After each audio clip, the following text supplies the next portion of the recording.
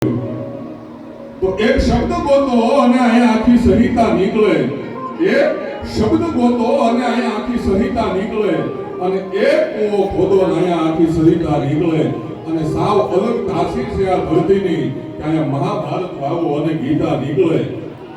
અને હજી અહીંયા ક્યાંક ધબકે છે લક્ષ્મણની રેખા. હજી અહીંયા ક્યાંક ધબકે છે લક્ષ્મણની રેખા કે રાવણો અહીંથી બીતા નીકળે. પણ જનક જેવા આવીને હજી આ ધરતીની મારી પાસે હળને હાકે ને તો હજી આ ધરતીમાંથી સીતા નીકળે. તમે શબ્દ ગોતો ને અહીંયા આખી સંહિતા નીકળે. ભલા એવી આ પાવન ભૂમિ. અને એમાંય સત્રસિંહ સ્વર્ગસ્થ અને એમના દિવ્ય ચેતનાને શાંતિ માટે થઈ, મોક્ષાર્થે માટે થઈ અહીંયા જ્યારે શ્રીમદ ભાગવત જ્ઞાન ગંગાનું અહીંયા સુંદર મજાનું આયોજન. અને એમાંય અમારે શ્યામવાડીથી અમારે અમરુ કાકા વાસુદ બાપુ ઠાકરા વચૈયા એમનો આ બંને પરિવાર સાથે મળી અને જ્યારે આવું રૂડું કાર્ય કર્યું હોય ત્યારે બંને પરિવારને એકવાર જોરદાર તાળીના ગીતાથી વધાવી. તેમજ મારે અમરુ કાકા, પંકજભાઈ આ બધાએ, કારણ કે અહીંયા બધા થોડા બેઠા હતો પણ બધાને હું બધાના નામથી પરિચિત છું. તો આવું જ્યારે ભાગવતનું સુંદર મજાનું આયોજન અને એમાંય વ્યાસપીઠ ઉપર સંગીતમય શૈલીથી આપ સૌને અહીંયા શ્રોતાઓને રસપાન કરાવેલી આ તારક દાદાના ચરણોમાં મારા વંદન, પૂજ્ય બાપુના ચરણોમાં પણ મારા વંદન. તેમજ અહીંયા ખાસ બારોટ પરિવાર અને ઠાકરા પરિવારના આમંત્રણને માન આપી અને દૂર દૂરથી બધાએ મહેમાનો અહીંયા પધાર્યા છે. બધા ભાઈઓ અને બહેનોનું કોઈને કદાચ ના બધી જાય તો માફ કરજો, પણ અહીંયા પધારેલા દરેકનું ખૂબ હૃદયથી હું સ્વાગત કરું છું. ત્યારે આવું સુંદર મજાનું અહીંયા આયોજન કર્યું છે. અમે 150 કિલોમીટર કાકા કાપીને આવ્યા હોય એટલે અહીંયા આપણને ખૂબ આનંદ કરાવવાનો છે કનુ બાપુ. ત્યારે આજે અહીંયા કેવો આનંદ છે. यदि राम कृपा रोज दिवाली जेने आज रंग ना काना रे ये भाई राम कृपा रोज दिवाली जेने आज रंग ना काना रे ये भाई तुम्हारे मोज मारे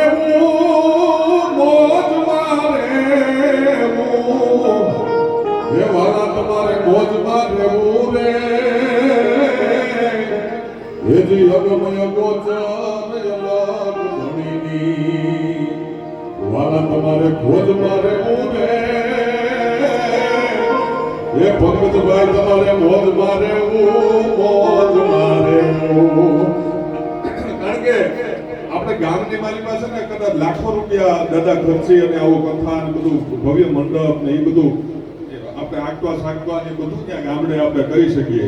પણ 1600 કિલોમીટર કાપી અને હરિદ્વારની આ પાવન ભૂમિ ઉપર અને અહીંયા પણ એટલો બધો આદર. કોઈ પણ માણસ આવે તો સાહેબ એને ચા પાણીથી માંડી, જમવાથી માંડી, આદર વિવેક અને એમનું આદર સન્માન આ બંને પરિવાર સાહેબ કરી રહ્યા છે. તો એ બહુ મોટી વાત છે. કારણ કે મહેમાનોને માન અને દલ ભરીને દીધા પણ નાના નહીં બડાઈ સાચું હરઠિયો ભણે. એટલે બધાને ખૂબ અહીંયા ફરી વખત ઠાકરા પરિવાર અને બારોટ પરિવાર દ્વારા આપ સર્વેનું અહીંયા સ્વાગત છે.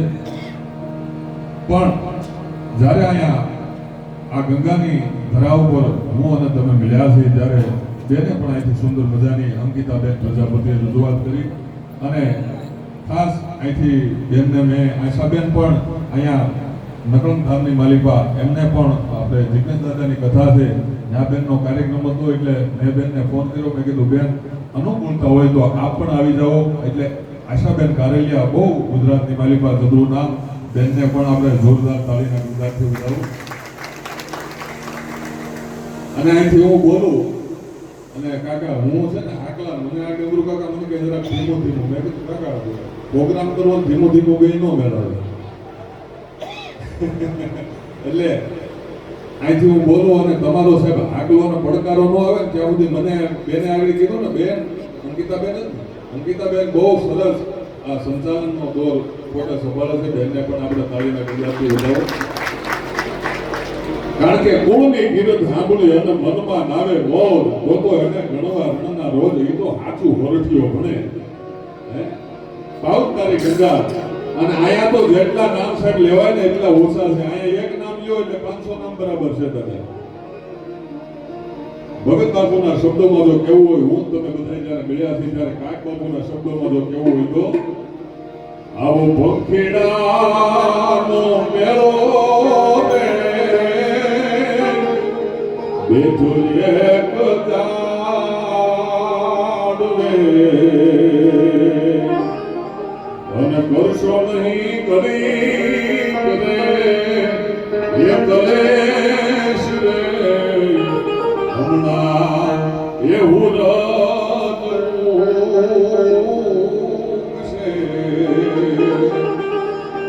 ભોળાભાઈ આ ગંગાના કાંઠે જે તમે ભક્તિ રૂપી જ્ઞાન રૂપી અહીંયા જે મોતી પરોવાય ને સભી પરોવી લેજો કારણ કે કાલ પાછા ઘરે આવી આવજો તો અફસોસ થાય કે ગંગા કાંઠે ગયા ને અહીંયા નામ નો લીધા થાય એટલે અફસોસ નો થવું નહીં જાઓ જાઓ માટે આ ગાડી હાલી એ ઉતાવળી રે હમણાં સ્ટેશન આવશે માટે આવો પંખીડાનો મેળો રે બેઠો એક જાડવે ભગવાન કૃષ્ણનું વાગ્મય સ્વરૂપ એટલે ભાગવતજી જ્યારે સૌ મળ્યા છે ત્યારે થોડુંક ભગવાન કનૈયાને ભગવાન શ્યામને અહીંથી યાદ કરી અને મારા શબ્દોની શરૂઆત કરું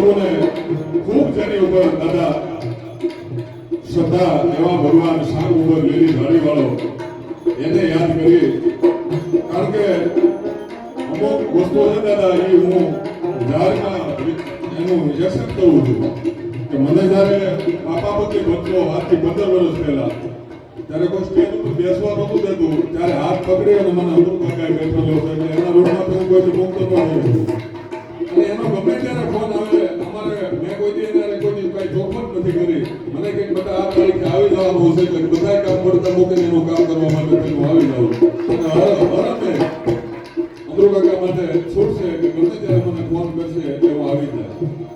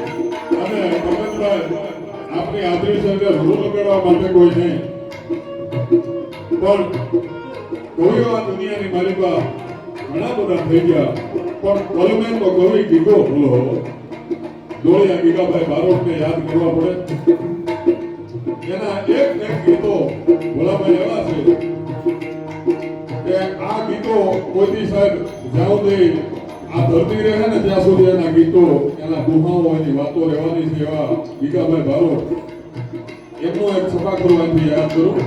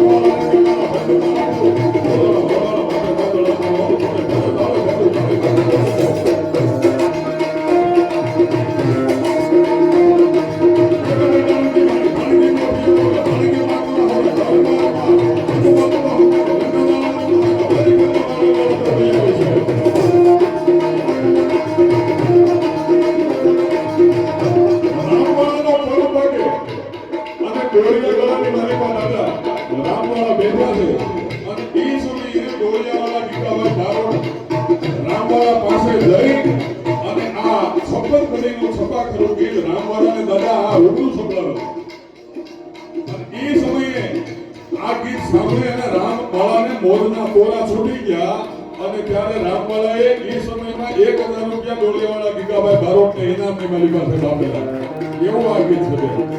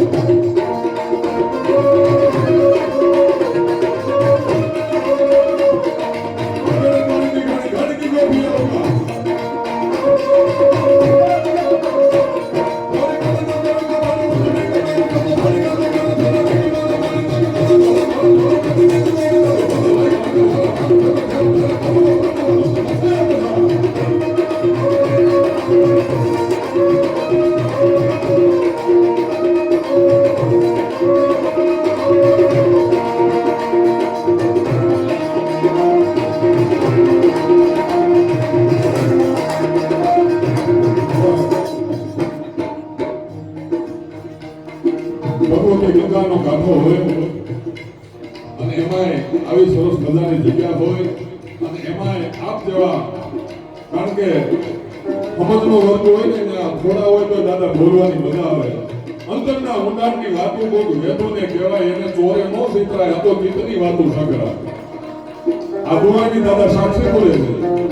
એટલે એવો જ્યારે આપણે અહીં આનંદ કરી છે ત્યારે દેવોનો દેવ મહાદેવને પણ એકાદી કળીની માલિકા યાદ કરીએ.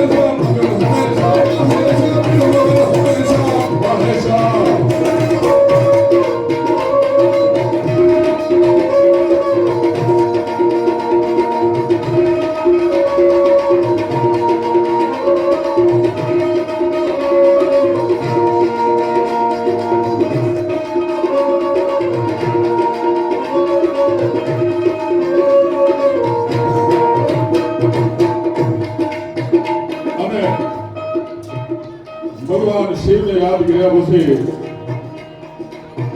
હનુમાનજી મહારાજને યાદ કરતા મહાત્મા તુલસીદાસજી લખે કાકા, કારણ કે જગત જાંબુવાન મલ જગત સુગ્રીવ નોરિયા પણ હૃદય બેઠો હનુમાન ઈકો કાયમ બેઠો કાગડા.